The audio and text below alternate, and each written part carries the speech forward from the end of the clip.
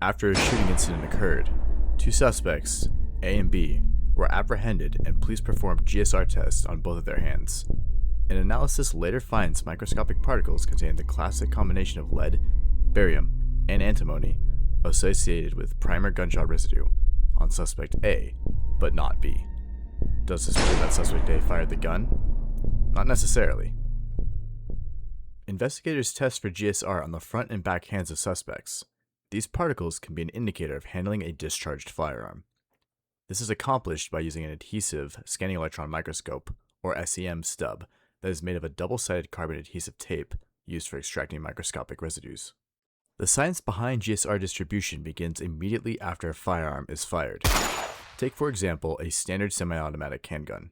As the trigger is depressed, it activates the hammer, which strikes the firing pin, effectively striking the primer cap and unleashing a combustible reaction of propellant particles within the bore of the firearm at an extremely high temperature. This explosion in turn results in vaporized metallic components that rapidly condense and form small, spherical shapes which contain a combination of elements that can make particles characteristic or consistent with primer GSR. The partially burnt and unburnt particles from the gases are released through the muzzle and ejector port. Because of this, GSR particles are distributed at a fast rate, typically onto the hands, fingers, and clothing of the wielder. Once the sample is successfully collected, the adhesive stub is sent to the crime laboratory, where the trace unit more than likely will process and analyze the evidence. The stub is placed onto a scanning electron microscope with an energy dispersive X-ray analyzer, SEM-EDX for short, a plate to observe and identify any GSR particles present.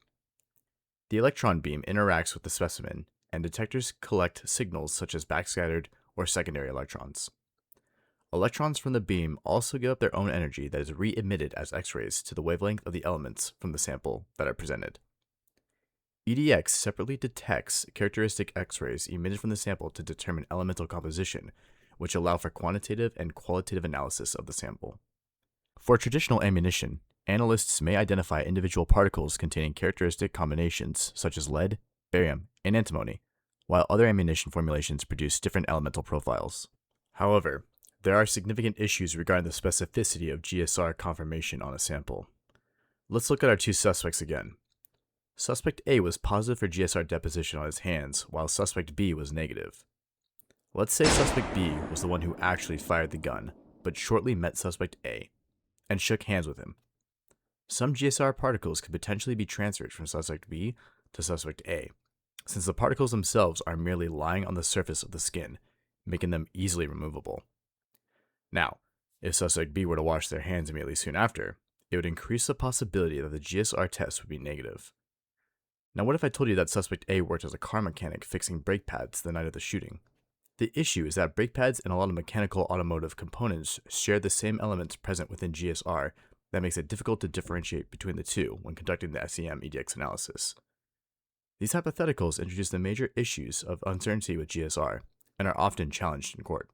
However, GSR analysis isn't inherently invalid or useless despite its drawbacks. Investigators can still gain valuable knowledge and insight regarding these tests, including initiating probable cause, timeline consistencies, and establishing proximity.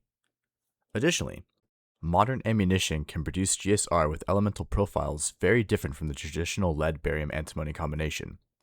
Depending on the primary formulation, elements such as aluminum, magnesium, titanium, zinc, or strontium may also be encountered. GSR can tell investigators that microscopic particles associated with a firearm discharged were recovered from someone. What it usually cannot tell them, by itself, is how those particles got there. If you enjoyed the video and would like to see more forensic-related content, consider subscribing to the channel.